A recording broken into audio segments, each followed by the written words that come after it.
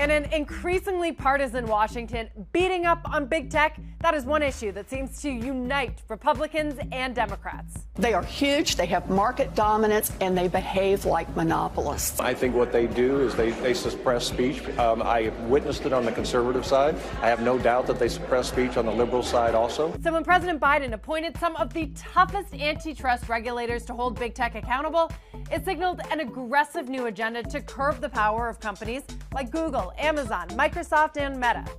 Instead, 2 years in, big tech is bigger and more powerful than ever. Big tech's been leading the rally. It's been the big names that have allowed the market to really rally. This week on Tech Check, we dive into the so far toothless regulators and their upcoming showdowns that could be make or break for them and the future dominance of big tech. Wu and Khan and Kanter. FTC chief Lina Khan, she made her name as a Yale law student when she wrote a fiery paper on Amazon that the New York Times said reframed decades of monopoly law. It shocked the business community and it shot her to fame. Lina Khan is a big deal for the M&A community. She is big. And it's they're looking at it as a potential loss of significant fees. She's 32. She's very young. Jonathan Kanter was appointed to lead the Department of Justice's Antitrust Division. He spent years in private practice going after the biggest tech companies on behalf of smaller insurgents and immediately set out to challenge a half dozen corporate mergers at the DOJ. He's the person that they think will be the most aggressive, potentially bring the most cases, bring the most fervor. And Tim Wu took a job within the White House. He is a legal expert and author of books like The Curse of Bigness. Hopes were so high that this trio of progressives could finally hold big tech accountable. Mugs and t-shirts were made and distributed with their names stacked as a slogan. After a long slumber, the antitrust movement in this country is as active as it has been in more than a generation. So Lina Khan, Tim Wu, these are people who have really smart ideas about competition in the modern economy. And I think it's going to be one of these stories to watch here in 2021. But fast forward to today. They've fallen short. The administration has suffered high-profile losses, like the failure to block the merger of Microsoft and Activision Blizzard, and Meta's acquisition of VR startup Within. We fight hard when we believe that there is a law violation, and unfortunately, things don't always go our way. But we, make determinations. But are you bringing cases that you expect to lose? Could you repeat that? Are you bringing cases that you expect to lose? Absolutely not. Part of that is investor sentiment. Despite the calls for regulation, despite yields rising and economic sentiment wobbling, despite the post-COVID normalization, big tech has only got bigger. Apple, Nvidia, Microsoft, Google, Amazon, Meta, they were rewarded with ever-rising market valuations, eclipsing the rest of the market. All that makes the upcoming FTC Amazon showdown more critical than ever. The FTC versus Amazon. Lina Khan and the FTC finally filed its massive, long-awaited lawsuit against Amazon, accusing the company of running what it calls an illegal monopoly. The Federal Trade Commission filed an antitrust lawsuit against Amazon this morning. This lawsuit is fundamentally about protecting free and fair competition. And the U.S. antitrust laws prohibit firms from using their monopoly power to punish or preclude or prevent competition. And that's what our lawsuit lays out that Amazon has done. The suit is a culmination of Khan's long history with Amazon, going back to that Yale Law Journal paper in 2017 titled Amazon's Antitrust Paradox. In it, she argued that the existing antitrust framework does not properly account for the rise of e-commerce and platform-based models. There are clear echoes of that paper in this suit. It's targeting Amazon's online marketplace. Taking action and filing suit against Amazon for what they say is enrolling consumers in Amazon's Prime service without consent and then sabotaging their attempts to try to cancel. But when we look back at the deals that Amazon has done during Lina Khan's tenure at the head of the FTC, it is not a small list, and taken together, it's made the Prime ecosystem stronger and more entrenched, exactly what Khan has been trying to undo. Amazon officially buying MGM Studios for nearly $8.5 billion, its biggest purchase since Whole Foods, and bolstering its entertainment and streaming businesses. A deal she did not challenge. Amazon bidding $4 billion for One Medical as it pushes further into healthcare.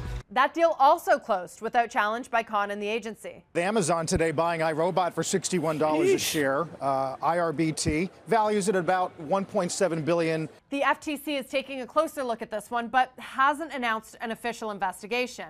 And in fact, 3 of Amazon's 5 biggest acquisitions they have closed while Khan has been in charge.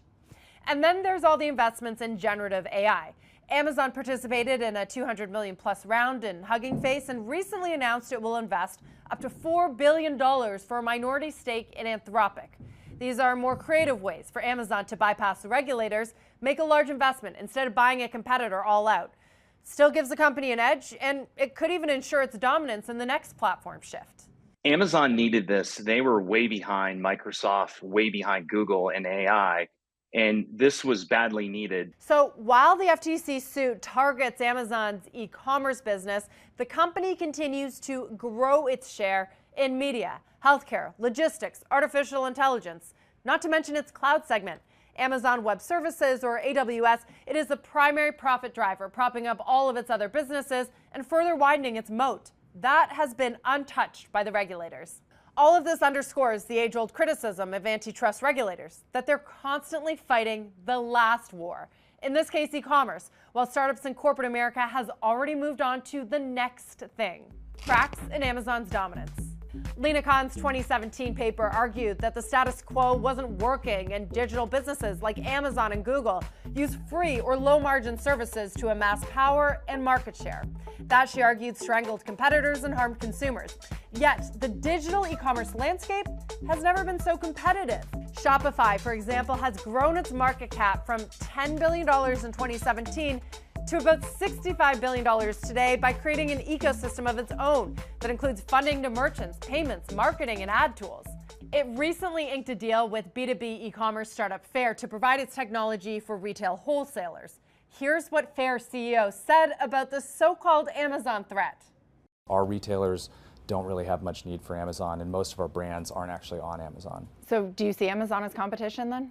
I don't actually. I really don't. I see it as complementary in the lives of consumers, and for us, the much more interesting partner are the folks that serve SMBs like Shopify, and that's why we're so excited about this partnership. Shopify's other partnerships include ones with newly public Klaviyo, Affirm, Stripe, and Flexport. Meanwhile, Chinese bargain retailers are also providing more competition for Amazon and giving consumers more lower-priced options. Temu and Shein, they're tapping into the demand for cheap items that don't need to be delivered quickly, and they are now soaring in popularity, and they're eating at Amazon's market share. Make or break. Without a win, some see more deals coming to Silicon Valley. In the aftermath of the government's failure to block Microsoft's purchase of Activision Blizzard, a number of analysts pointed out that the window was wide open for M&A. And if these challenges to Amazon and Google and Apple's App Store also fall short, it could lead to a barrage of deal-making. One analyst, Dan Ives, predicted a, quote, tidal wave of M&A. Those buyouts, they could be bullish for investors who've been waiting for catalysts on smaller, beaten-down names in technology. And breakups, if they indeed do happen, could perversely also be bullish for the biggest U.S. stocks. Laura Martin at Needham has argued for years that breaking up a company like Alphabet, spinning out YouTube into its own media powerhouse, for example, would make shares shoot higher, not hurt the company, and actually be a windfall for shareholders. If you break up this thing, it's going to be worth 50% more. So the regulators' big attack on big tech could actually unlock value and be a bizarre gift to Amazon and its investors. For Lina Khan, it could also be make or break. Cement her legacy and give her the teeth to take on more battles, or it could be the final blow to her credibility.